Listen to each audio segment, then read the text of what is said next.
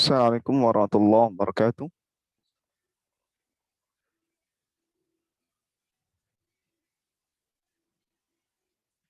Alhamdulillah. Alhamdulillahilladzi arsala rasulahu bil huda wa dinil haqq liyudhhirahu 'ala ad-dini kullih wa kafa billahi shahida. Asyhadu an la ilaha illallah wahdahu la syarika lah wa asyhadu anna Muhammadan abduhu wa rasuluh wa safiyuhu min khalqihi wa khaliluh ballagha ar-risalah wa adda al-amanah wa nasaha al-ummah wa kashafa al-ghummah وجاهد في سبيل الله حق جهاده فاجتباه وأتاه اليقين. اللهم صل وسلم وبارك وزد على حبيبنا محمد وعلى آله الطاهرين وأصحابه الغر الميامين والتابعين والتابعين بإحسان إلى يوم الدين. رب اشرح لي صدري ويسر لي أمري واحلل عقدة من لساني يفقه قولي. اللهم انفعنا بما علمتنا وعلمنا ما ينفعنا وزدنا علما تنفعنا به يا أرحم الراحمين.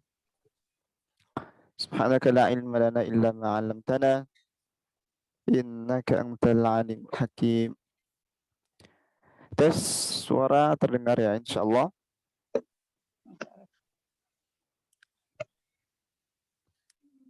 Ya terdengar ya.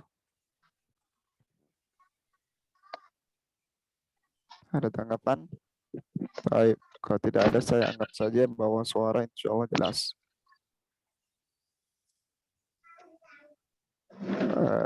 Ikhwani wa akhwati rahimani wa rahimakumullah ta'ala. Alhamdulillah ternyata setelah kita sejenak untuk berhenti meninggalkan dars ini, meninggalkan majlis yang mulia ini demi fokus untuk ibadah di bulan Ramadan. Alhamdulillah telah usai. Semoga ibadah kita diterima di sisi Allah Subhanahu wa taala. Dan kita termasuk orang-orang yang mendapatkan prediksi takwa dari Allah Subhanahu wa taala. Bahkan predikat takwa, ya, gelar takwa dari Allah Subhanahu wa taala. Salah satu tanda dari ketakwaan seseorang yaitu adanya istiqomah, adanya eh, amalan yang berkelanjutan. Di antara amalan-amalan yang baik itu adalah menuntut ilmu. Jadi alhamdulillah ala kulli hal kita sudah lama tidak berjumpa, kita kembali berjumpa insyaallah dalam majlis yang mulia ini masih bersama Syekh kita Syekh Muhammad bin Shalih Al Utsaimin bersama buku yang mulia yaitu buku beliau yang amat sangat kita banggakan dan kita mengambil manfaatnya itu Al-Usul min Usul. Semoga Allah senantiasa memberikan kita ilmu yang bermanfaat untuk diri kita, untuk orang lain sebagai hujah dan juga penguat dan penolong kita di hari akhir. Amin ya rabbal alamin. Sejenak kita merojaah pelajaran terakhir yaitu kita berbicara tentang al-mujmal dan al-mubayyan. Ya, karena mungkin 1 bulan yang sudah sangat lama ini membuat kita sudah lupa segalanya. Kita tidak pernah membuka lagi halaman-halaman dari buku kita yang tercinta ini. Dan jangan sampai kita saat berbicara atau membaca pelajaran yang akan kita lanjutkan ternyata sudah hilang sama sekali. Minimal harus sering murojaah. Kita di al-mujmal wal mubayyan. Al-mujmal itu adalah ta'rifnya al-mubham wal majmu'. Intinya adalah ma yutawaqqaf atau ma yatawaqqafu fahmul muradi minhu ala ghairihi imma fi ta'yinihi au bayani sifatihi au miqdarihi. Lafaz yang mujmal adalah lafaz yang bisa dipahami hanya jika ada sesuatu yang lain, ya.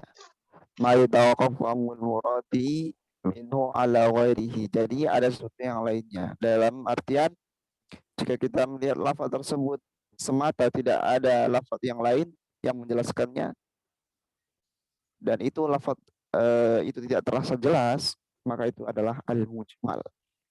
Kita sudah pernah sebutkan tentang lafaz atau ayat wal mutallaqatu yatarabbasna bi anfusihinna salasata quru. Ya, orang-orang perempuan yang ditalak mereka yatarabbasna.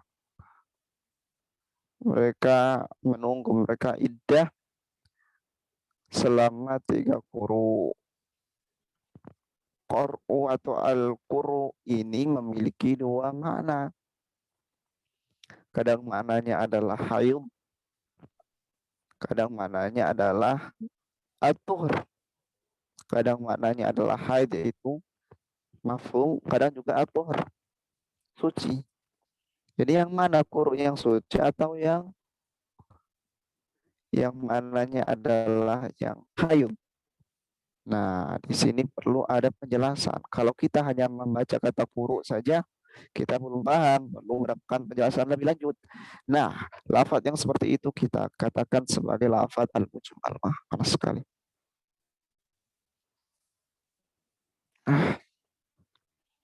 Baik, sekali lagi, jadi jika kita mendapati satu lafaz yang tidak jelas maknanya tanpa ada penjelasan dari lafaz yang lainnya, maka itu kita sebut dengan lafaz yang mujmal.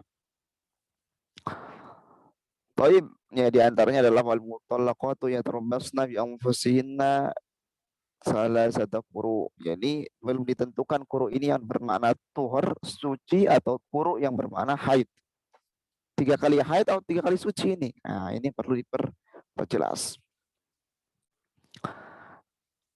Ya, seperti yang kita sampaikan, mujmal itu yang bentuk mujmalnya itu kadang penentuannya ta'yin. Kalau dia memiliki lebih dari satu makna, ini penentuan maknanya mau yang mana, yang pertama, yang kedua, atau yang selanjutnya. Seperti tadi quru. Kadang juga sifat. Allah berfirman wa aqimus shalah. Sifat sholat atau cara sholat kayak gimana? Berarti sholat ini termasuk lafaz yang mujmal kalau kita melihat hanya as-sholah semata tanpa ada penjelasan yang lain. Kita akan memahami arti sholat dan kaifiyah sholat itu setelah ada penjelasan. Juga ada sesuatu yang mujmal, lafaz yang mujmal karena belum ada penjelasan mikdarnya, belum ada penjelasan ukurannya. Seperti firman Allah wa zakah, tunaikan zakat. Berapa zakatnya, kayak gimana zakatnya, ukuran-ukurannya. Ini juga termasuk mujmal, perlu ada penjelasan lebih lanjut. Nah, yang seperti itu kita katakan adalah lafaz mujmal. Baik. Lawan dari al-mujmal adalah al-muzhar. Itu al-mubayyan. Ya, lafaznya ada al-mubayyan yang bermakna al-muzhar. Yang jelas kita jawab al-muwaddah. Intinya yang terang dan jelas. Apa itu? Secara istilah adalah mayufangun muraduhu, adalah lafaz yang langsung dipahami maknanya. Artinya lafaz ini tidak membutuhkan lafaz yang lain atau penjelasan lebih lanjut untuk memahami maknanya. Kalau kita lihat, oh ya udah jelas, udah mafhum, udah dipahami, udah bisa kita maklumi, itu adalah mubayyan. Oke, sekali lagi, lafaz yang bisa dipahami atau hanya bisa dipahami dengan ada penjelasan dari lafaz yang lain itu disebut apa? Al-mujmal. Lafaz yang penjelasannya atau yang pemahamannya ya, atau yang bisa dipahami.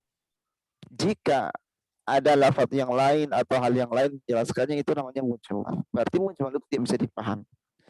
Kembalikannya yang bisa dipahami tanpa harus ada penjelasan lebih lanjut, itu namanya al-mubayyan.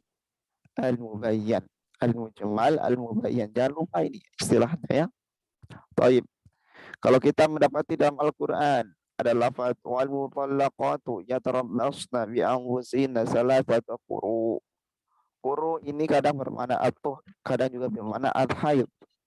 Nah, quru di sini disebut dengan lafaz apa? Lafaz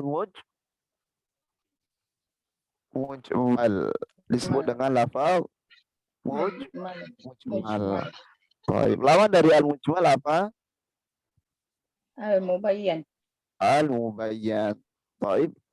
Kita juga sudah membahas tentang al-mubayyan ya. Itu lafaz yang sudah jelas. Ya. Misalnya kita mendengar kata sama, kata ar, itu sudah jelas. Ya. Jika kita mendengar satu kata, satu lafaz yang kita langsung memahaminya, maka itu adalah al-mubayyan. Akan tetapi al-mubayyan itu kadang jelas, tapi jelasnya itu bukan jelas secara langsung dari sananya. Maksudnya adalah bukan zatnya itu jelas. Tapi kadang ada lafaz yang jelas, padahal asalnya lafaz tersebut adalah mubayyan. Seperti lafaz wa aqimus shalah, tegakkan shalah, wa atuz zakah, tunaikan zakah. Nah, dan menegakkan shalah itu dari lafaz ini saja, tidak ada penjelasan yang lain, maka sholat di sini adalah mujmal. Wa atuz zakah. Zakah dalam ayat ini juga termasuk mujmal. Akan tetapi saat ini lafaz sholat dan lafaz zakat tidak menjadi mujmal seperti pada asalnya. Inilah yang disebut dengan at-tabyin atau al-mubayyan. Jadi mubayyan yang sebelumnya mujmal. Kenapa kita katakan sekarang as-sholah bukan lagi mujmal? Karena sudah ada penjelasan dari Rasulullah SAW tentang cara sholat. Kenapa zakat tidak lagi dikatakan mujmal? Karena zakat sudah dijelaskan bagaimana ukuran-ukurannya. Ini yang disebut dengan al-mujmal ya ba'da tabyin atau ma yufhamu al-murad ba'da tabyin. Jadi ada lafaz mubayyan yang dia sudah dipahami maknanya setelah adanya penjelasan. Sebelumnya mujmal itu maksudnya. Baik, terakhir kita membahas tentang bagaimana mengamalkan mujmal. Pertanyaannya kayak gini, jika kita mendapati satu lafaz yang mujmal, apa yang mesti kita lakukan?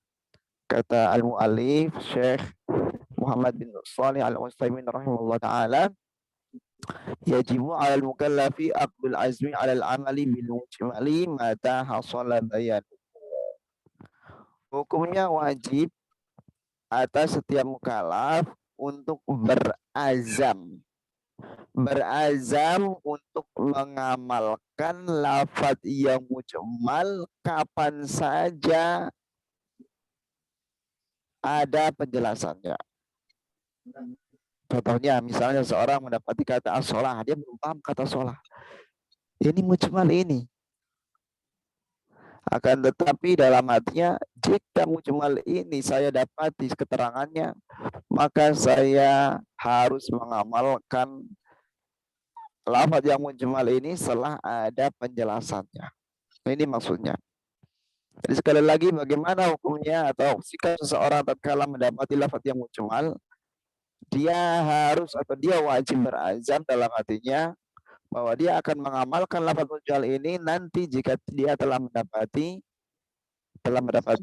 tabyinnya, mendapati penjelasannya. Ini adalah hukum atau sikap seseorang tatkala mendapati lafaz yang mujmal. Akan tetapi lebih penting dari itu semua, ini berkaitan dengan akidah juga. Kata beliau rahimahullah ta'ala, ini semua sudah dijelaskan ya, hanya sekedar review saja sedikit.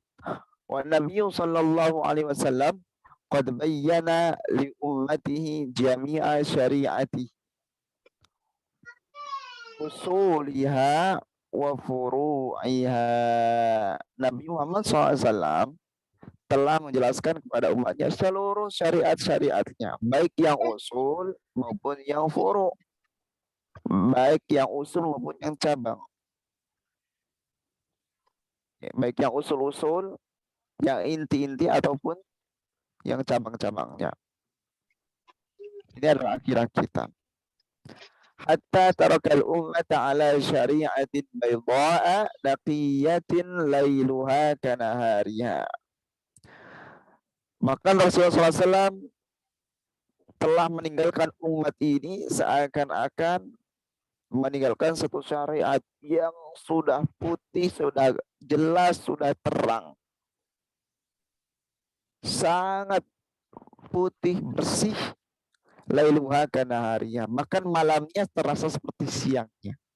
Maksudnya sesuatu yang terlihat agak susah dipahami atau susah dimengerti atau agak tersembunyi dari syariat ini itu sudah nampak seperti terang benderang. Intinya semua sudah dijelaskan, maksudnya kayak gitu. Walam yatrukil bayana indal hajati ilaihi abadan. Dan Rasulullah SAW tidak pernah meninggalkan penjelasan atau tidak pernah untuk menunda penjelasan. Al-bayan artinya penjelasan tatkala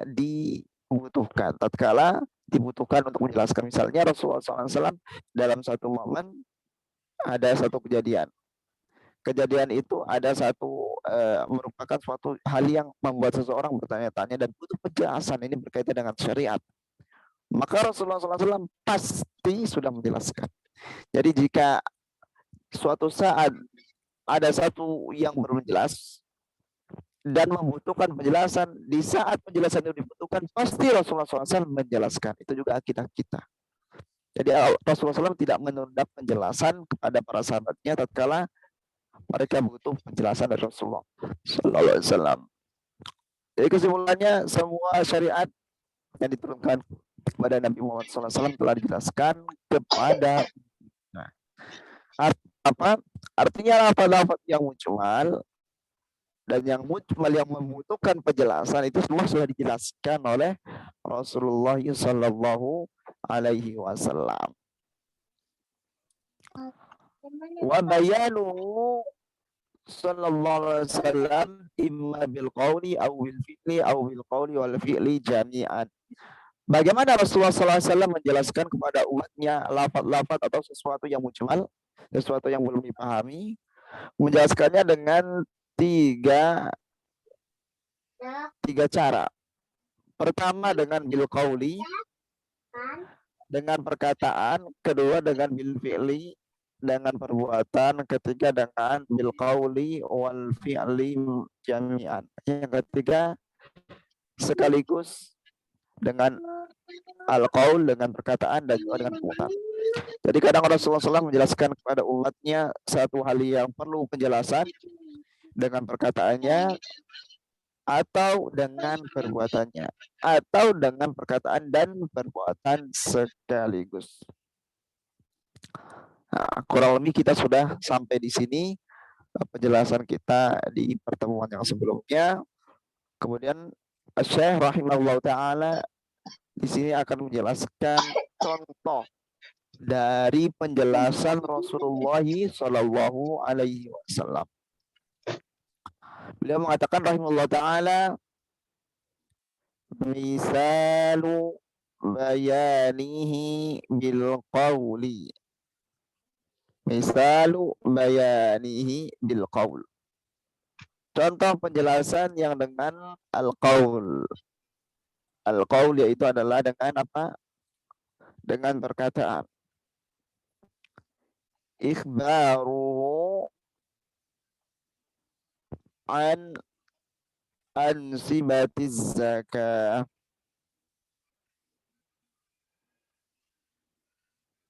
Ikhbaru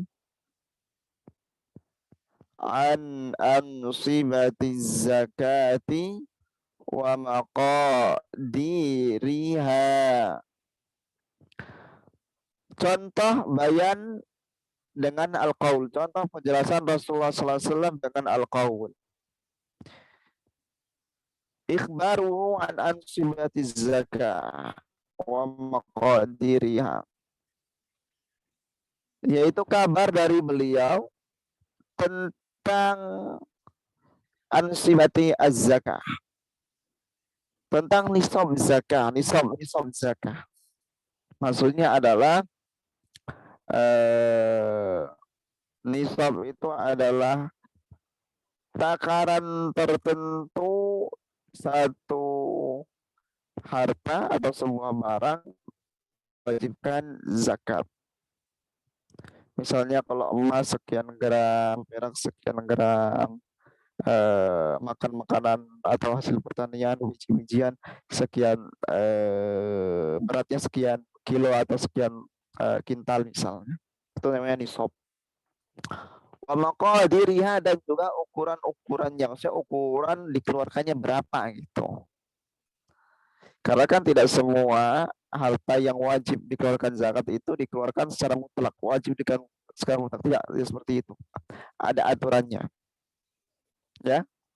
Misalnya berapa wajib dikeluarkan misalnya biji-bijian, maksudnya hasil pertanian. Ya, nanti dikatakan di sini fimal sokotis sama al-usyur. Ya. Berapa persen dari semua hasil pertaniannya. Sebelum itu minimal berapa hasilnya. Ada juga minimal. Jadi jangan dikira antara petani yang hanya menghasilkan sedikit atau petani yang gagal panen misalnya menghasilkan cuma 1 kintal misalnya atau berapa kilo misalnya, wajib zakat enggak? Jawabnya tidak, kalau memang tidak sampai ke nisab. Ya, inilah yang dimaksud dengan ansibatu zakah, nisab zakah.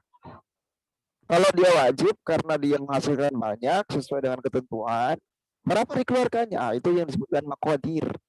Takaran-takaran yang dikeluarkan itu maqadir. Langsung saja tentang hal ini. Kama fi qawlihi sallallahu alaihi wasallam. Kama fi qawlihi sallallahu alaihi wasallam. Sebagaimana sabda Rasulullah sallallahu alaihi wasallam. Fima saqatis sama'u al-ushr. Yaitu maksudnya adalah pada apa yang dialiri oleh langit, maksudnya yang pengairannya dengan air hujan gitu maksudnya.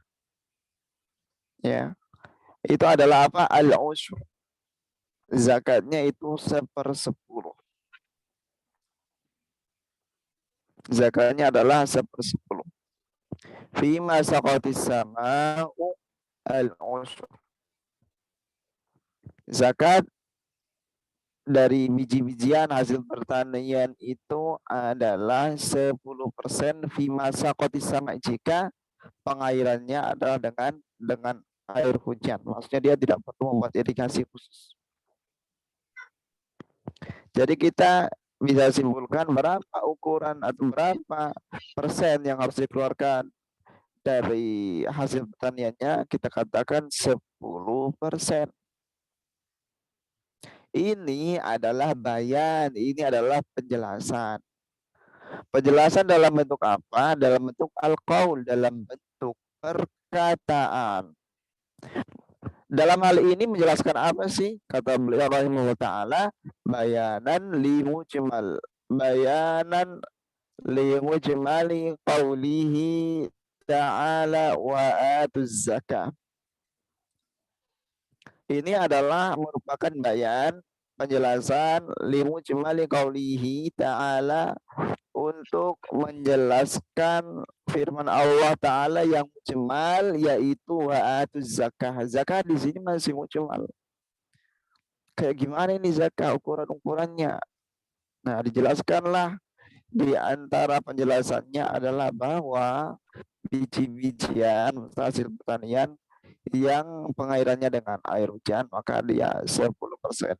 Hanya dalam lanjutan hadis ini bahwasanya yang tidak ya dengan air hujan yang bergantung harus digunakan irigasi pengairan dan lain sebagainya, itu zakatnya adalah nisful usyur, yaitu adalah 5%. Nah, sekali lagi ini adalah bentuk penjelasan bayan yang dengan al-qaul dan perkataan. Nah, mohon maaf saya izin minum dulu.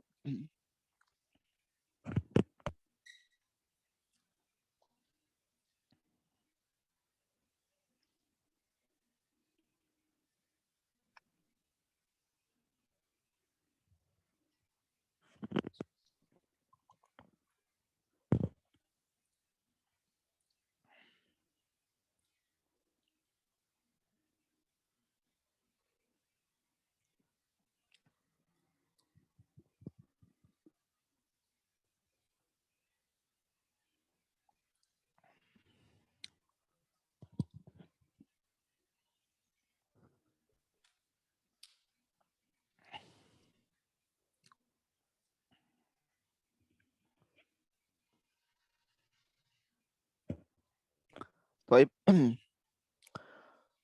Nah, tadi itu merupakan bayan yang berbentuk al-qaul. Sekarang kita akan lanjut tentang al-bayan yang dengan al-fi'al. Al-bayan dalam bentuk al-fi'al. Beliau Al-Imam Syekh Muhammad bin Shalih Al-Utsaimin rahimahullah taala mengatakan wa misalu bayanihi bil fi'li. Dan di antara contoh bayan atau penjelasan Rasulullah SAW bil fi'li dengan perbuatan, qiyamuhu bi af'alil manasiki amamal ummati. Qiyamuhu, yaitu perbuatan Nabi Muhammad SAW atau praktek Rasulullah SAW bi af'alil manasik, manasik haji. Ya, praktek beliau af'al manasik haji itu tata cara manasik haji atau perbuatan-perbuatan manasik atau pekerjaan-pekerjaan yang dilakukan tatkala seorang melakukan manasik. Nah, praktek dari beliau itulah yang disebut dengan al-bayan bil fi'li. Disebut dengan penjelasan al-fi'l.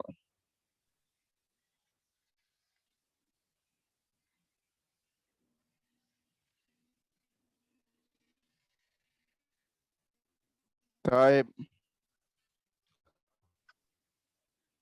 Tadi ini ya, yang tadi yang di atas itu kayaknya saya belum baca. Ini bayanan limujmali qaulihi ta'ala wa atuz zakah.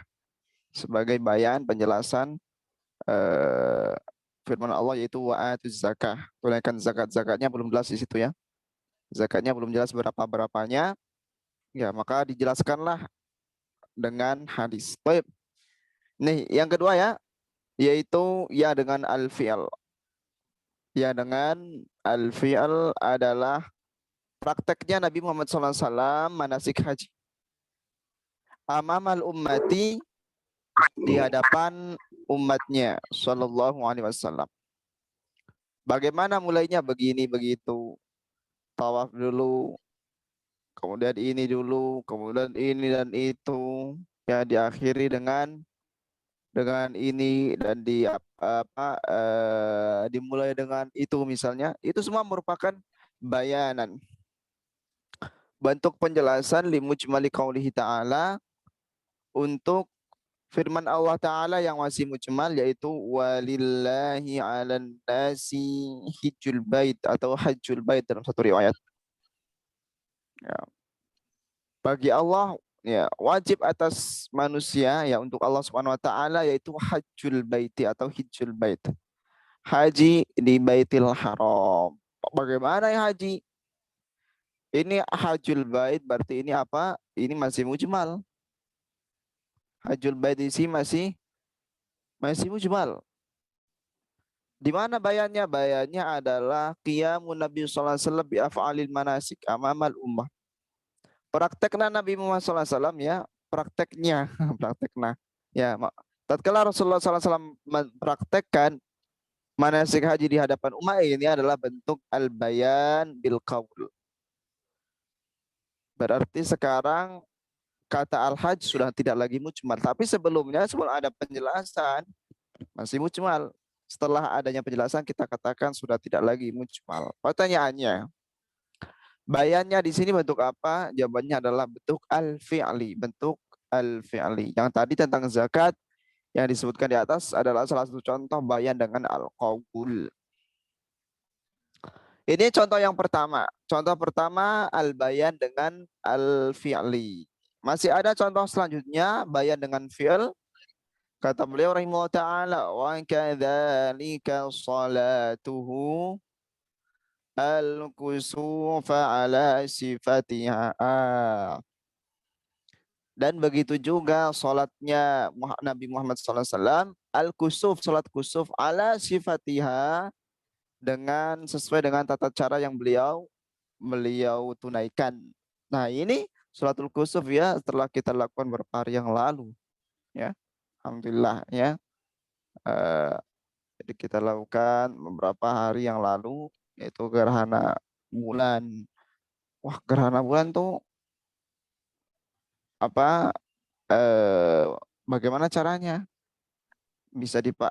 Kita lakukan secara jelas, ada penjelasan tidak? Jawabannya ada. Ya, jelasan dan bagaimana. Nah, caranya sudah dijelaskan dalam hadis-hadis yang kita sering membacanya.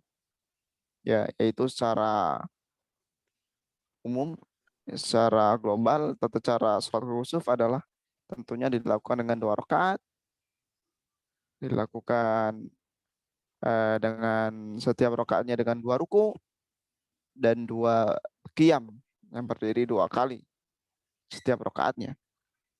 Rukunya juga 2 kali, sujudnya 2 kali. Kalau sujud kan pasti ya, setiap sholat itu 2 kali. Dan dilakukan dengan cara yang lumayan lama dan diawali dengan kata sebelum sholat Rasulullah SAW mengatakan as-sholatu jami'ah. Ya. Sholatu jami'ah. Sholatu jami'ah ini sebenarnya merupakan sunnah ya, yang meski kita lakukan. Kalau kita mau sholat, ya sholatu jami'ah kita lakukan. Tapi sholat apa? Sholat kusuf gitu ya. Sebenarnya bukan setiap sholat ya. Ini mungkin hal yang perlu wallah alam ya, selama kami belajar dengan ilmu yang minim, kami tidak pernah mendapati ada hadis Rasulullah SAW mengatakan as-sholatu jami'ah di setiap sholatnya. Tapi ini pembahasan fikih ya, nggak usah ke sana. Taib, hiya fil waqi'i, hiya itu adalah sholat itu, maksudnya kembali ke sholat fil waqi'. Waqi'nya ya ini merupakan fakta, waqi' fakta, bayanuhu limujmali qawlihi, fa idza ra'aitum minha syai'an fasallu. Jadi perbuatan atau salatnya Nabi Muhammad SAW al-kusuf ini merupakan bayan atas mujmalnya sabda beliau fa idza ra'aitum minha, jika engkau melihatnya ya, jika engkau melihatnya, melihat apa? Melihat kusuf itu, melihat gerhana. Syai'an fasallu, jika melihatnya maka engkau atau kalian hendaknya melakukan sholat. Di sini mujmal ini fasallu. Bagaimana sholatnya ya? Itu caranya. Apakah kayak sholat Id? Apakah kayak sholat Jum'ah? Apakah kayak sholat Maghrib, Isya, Subuh? Gimana caranya? Nah, dipraktekkan oleh Rasulullah SAW dengan cara yang disebutkan dalam riwayat-riwayat. Inilah merupakan bayan. Bayan dengan apa? Bil fi'li. Nah, jadi ini adalah contoh kedua, yaitu contoh al-bayan bil fi'li. Yang pertama tadi ada al-bayan bil fi'li manasik haji, ada juga bayan bil fi'li salatil kusuf. Taib.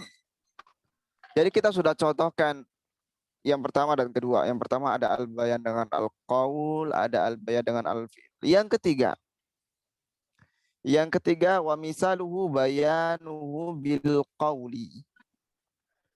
Wa misaluhu bayanuhu bil qawli wal fi'li. Dan contoh bayannya Nabi Muhammad SAW, penjelasan Nabi SAW, maksudnya menjelaskan yang mujmal dengan al-qaul wal fi'li sekaligus. Bukan dengan al-qaul saja, bukan dengan al-fi'li saja, akan tetapi langsung, yaitu dengan al-qaul dan al-fi'l. Yang mana contohnya? Kata beliau rahimahullah ta'ala, bayanuhu kaifiyatas salati. Penjelasan Nabi Muhammad SAW tata cara salat. Kaifiyatas salat yaitu tata cara salat. Bagaimana? Seperti yang kita sebutkan tadi, katanya dengan al-qaul dan fi'al sekaligus. Bagaimana itu? Kita baca. Fa innahu sallallahu alaihi wasallam kana bil qawli, atau fa innahu maksudnya penjelasannya kana bil qawli. Penjelasan Nabi sallallahu alaihi wasallam menjelaskan tentang salat itu dengan perkataan. Kama fi hadisi al-musii fi salatihi. Penjelasan tentang sholat seperti yang sudah kita sampaikan bahwa dalam Al-Quran wa aqimus sholah, banyak sekali. Sholatnya kayak gimana? Tidak tahu. Berarti ini mujmal. Bagaimana penjelasannya? Ada banyak di dalam hadis. Bagaimana itu penjelasan, apakah dengan perkataan atau dengan perbuatan? Ada penjelasan dengan perkataan. Seperti apa? Ya, seperti dalam hadis, kama fi hadisil musii fi sholati, seperti dalam hadis tentang seseorang yang musi. Musi itu yang tidak musin. Musin itu yang tidak musi. Lawan kata musin itu musi. Kalau musin itu yang berbuat baik, berarti musi itu yang berbuat buruk. Maksudnya orang yang buruk sholatnya. Al-musi'u fi sholatihi. Orang yang buruk sholatnya, tidak bagus sholatnya, itu maksud. Ya. Ceritanya kayak gimana? Ceritanya ada seseorang yang sholat. Tatkala dia sholat dilihat oleh Nabi Muhammad SAW. Setelah dia salam, Nabi Muhammad SAW mengatakan, kum fasalli fa innaka lam tusalli. Berdiri lagi, sholat lagi. Kamu belum sholat. Ulangi lagi. Selesai sampai salam. Kata Rasulullah SAW, kum fasalli fa innaka lam tusalli. Berdiri lagi, sholat lagi. Wah, sholat lagi. Sampai salam lagi. Udah gitu Rasulullah SAW mengatakan, kum fasalli fa innaka lam tusalli. Sholat lagi, kamu belum sholat. Wah, langsung terus Rasul nggak tahu kayak gimana sih caranya, kurang lebih kayak gitu terjemahan bebasnya. Bagaimana Rasul caranya, saya nggak ngerti. Ini saja yang saya tahu, hanya ini saja yang saya bisa lakukan wahai Rasulullah SAW. Kata Rasulullah SAW, idza qumta ila shalat, jika engkau melaksanakan salat atau hendak melaksanakan salat, fa'asbiril wudu'a, maka sempurnakan wudu. Ini apa ini? Ini adalah perkataan. Summa istaqbilil qiblat. Summa istaqbilil qiblata. Fakabbir. Kemudian menghadap kiblat. Fakabbir, langsunglah takbir. Allahu Akbar. Dan seterusnya. Titik-titik kayak gini kita maksudnya dan seterusnya. Nah, ini kita katakan apa ini? Ini adalah qaulun Nabi SAW, perkataan Nabi SAW dalam rangka menjelaskan tata cara sholat. Kalau kamu sholat, sholatnya kayak gini. Wudhu dulu yang sempurna. Setelah wudhu kamu menghadap kiblat, kemudian kamu takbir, gini sampai akhir. Ini adalah apa? Bayanuhu bil qaul. Bayan Nabi SAW dengan al-qaul, menjelaskan mujmalnya lafaz as-shalah. Taib. Ya, ini yang pertama. Kita sudah sampaikan tadi. Ini yang ketiga, ini ada penjelasan yang dengan al-qaul, dengan dan fi'li juga. Sekaligus ada, dua-duanya ada. Mana itu yang penjelasan beliau tentang sholat yang berupa al-fi'l? Kata Syekh rahimahullah ta'ala, wa kana bil fi'li aidan. Maksudnya penjelasan sholat itu pernah juga dengan al-fi'li juga, dengan perbuatan juga, bukan hanya dengan perkataannya tadi. Idza kunta ila shalah fa bismil wudu, tsumma istaqbilal qiblah fakabbir. Itu al-qaul. Ternyata bukan hanya itu aja. Bukan hanya itu saja ya. Bukan sekedar perkataan Rasulullah SAW tatkala menjelaskan tata cara salat. Bahkan ada fi'il juga. Kama fi hadisi Sahal bin Ibn Sa'dis Sa'idi. Sebagaimana dalam hadis Sahal bin Sa'ad As-Sa'idi radhiyallahu anhu. Anna Nabiyya sallallahu alaihi wasallam, bahwasanya Nabi Muhammad sallallahu alaihi wasallam qama alal mimbari. Qama alal mimbari. Rasulullah sallallahu alaihi wasallam berdiri di atas mimbar. Fakabbara. Kemudian bertakbir. Allahu Akbar. Bertakbir. Wa kabbaran nas. Wa kabbaran nasu wara'ahu wa huwa 'alal mimbari. Wa kabbaran nas. Kemudian bersama beliau kabbara annas. Orang-orang juga ikut takbir. Maksudnya ikut takbir bersama beliau. Ya, beliau berdiri atas mimbar, Allahu Akbar, orang-orang di belakangnya mengikuti. Wa kabbaran nas wara'ahu, dan orang-orang yang ada di belakangnya bertakbir. Wa huwa 'alal mimbar, tatkala itu Rasulullah SAW masih di atas mimbar. Taib. Wa fihi, dan dalam hadis itu, al-hadis ini di sini ada al-hadis, maksudnya ini adalah hadis gitu. Yang misalnya titik-titik-titik itu dan seterusnya sebagaimana dalam hadis, maka ditulis di sini titik-titik-titik koma al-hadis. Maksudnya dan seterusnya sampai akhir. Nah, ini adalah hadis. Wa fihi, dan dalam hadis itu Rasulullah SAW apa? Summa aqbala 'alan nas. Kemudian Rasulullah SAW menghadap orang-orang, menghadap ke belakang. Setelah selesai ya, waqala, dan beliau sallallahu alaihi wasallam berkata, innama fa'altu hada, ya, innama fa'altu hada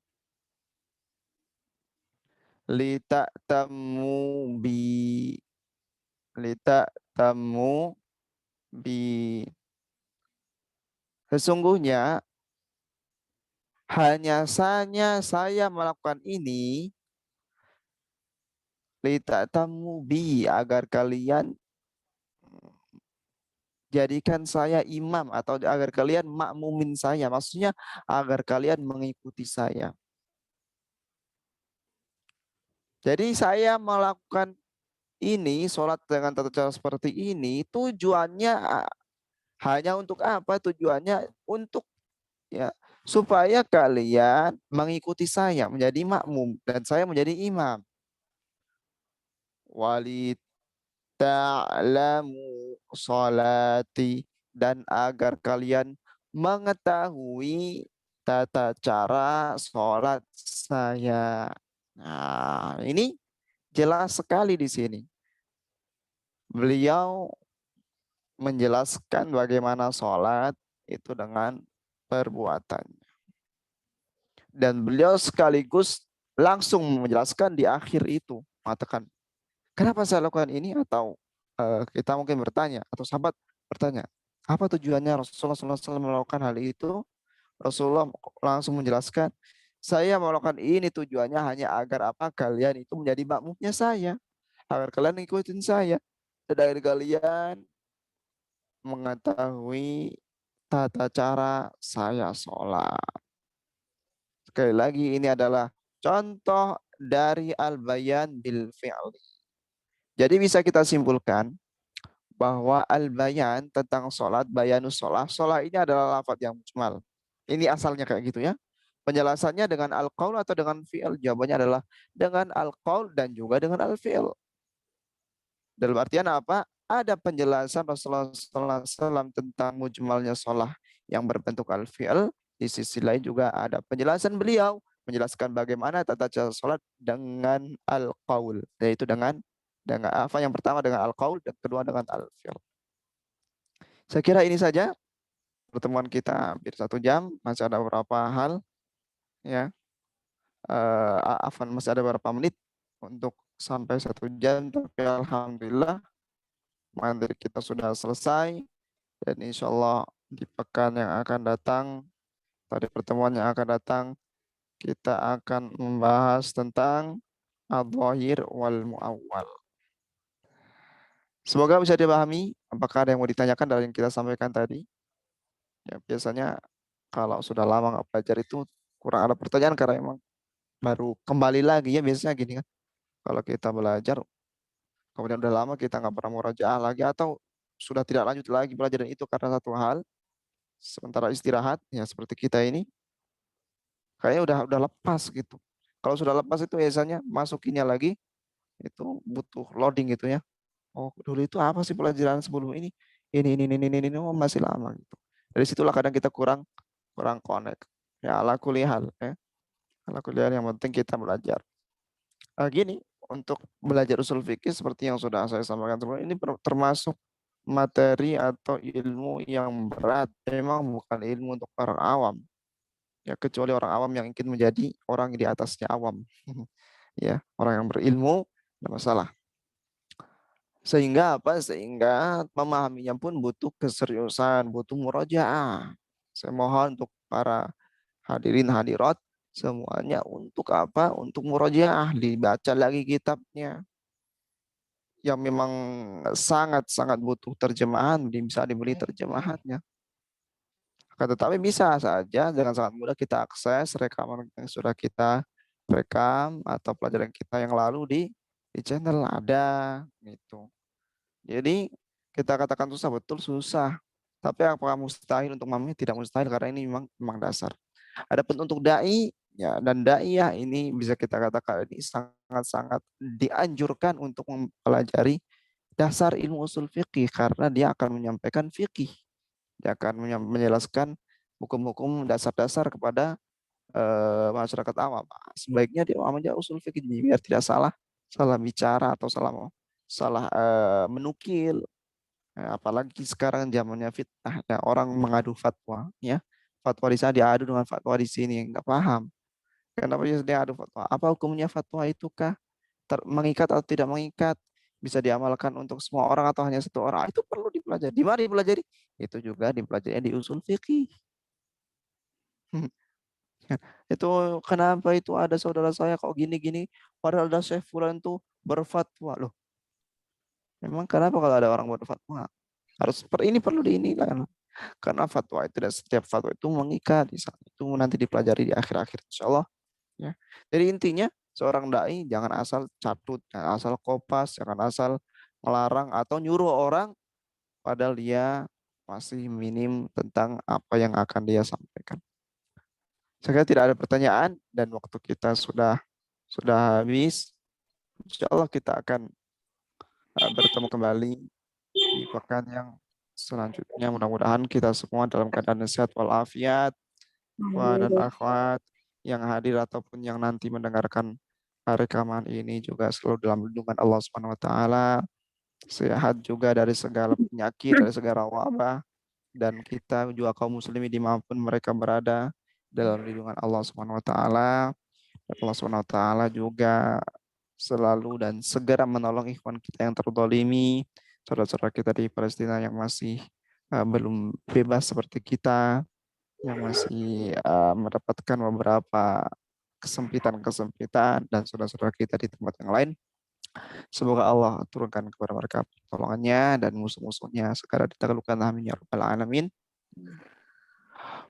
Allahumma anfa'na bima 'allamtana wa 'allimna ma yanfa'una wa zidna ilman tanfa'una bihi ya arhamar rahimin.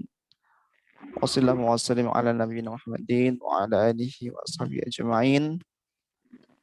Subhanakallahumma wa bihamdika asyhadu an la ilaha illa anta astaghfiruka wa atubu ilaik. Assalamualaikum warahmatullahi wabarakatuh. Waalaikumsalam warahmatullahi wabarakatuh. Syukran Ustaz. Syukran Ustaz. Wah.